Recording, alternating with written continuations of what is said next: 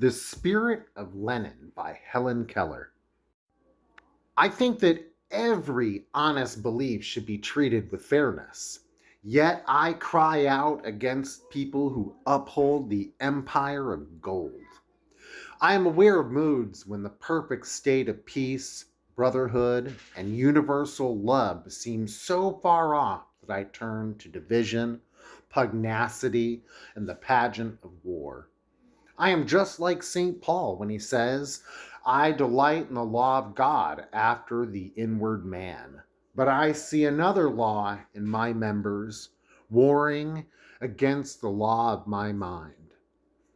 I am perfectly sure that love will bring everything right in the end, but I cannot help sympathizing with the oppressed who feel driven to use force to gain the rights that belong to them. That is one reason why I have turned with such interest towards the great experiment now being tried in Russia. No revolution was ever a sudden outbreak of lawlessness and wreckage incited by an unholy brood of cranks, anarchists, and pedagogues. That is one reason why I have turned with such interest toward the great experiment now being tried in Russia. No revolution was ever a sudden outbreak of lawlessness and wreckage incited by an unholy brood of cranks, anarchists, and pedagogues. People turn to a revolution only when every other dream has faded into the dimness of sorrow. When we look upon these mighty disturbances which seem to leap so suddenly out of the troubled depths, we find that they were fed by little streams of discontent and oppression. These little streams, which have their source deep down in the miseries of the common people, all flow together at last in a retributive flood. The Russian Revolution did not originate with Lenin.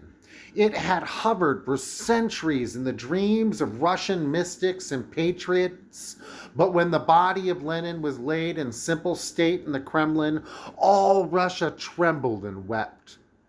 The mouths of hungry enemies fed on new hopes.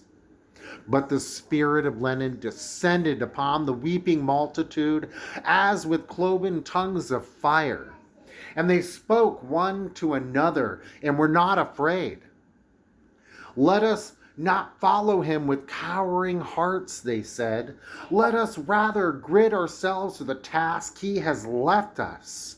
Where our dull eyes see only ruin, his clearer sight discovers the road by which we shall gain our liberty.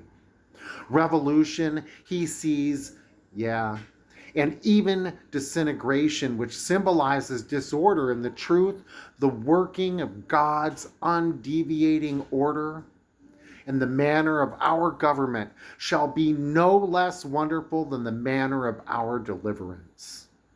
If we are steadfast, the world will be quickened to courage by our deeds. Helen Keller finishes, men vanish from earth, leaving behind them the furrows they have plowed. I see the furrow Lenin left sown with the unshatterable seed of a new life for mankind, and cast deep below the rolling tides of storm and lightning, mighty crops for the ages to reap.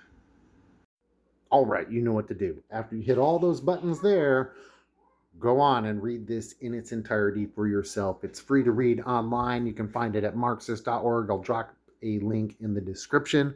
Solidarity, y'all.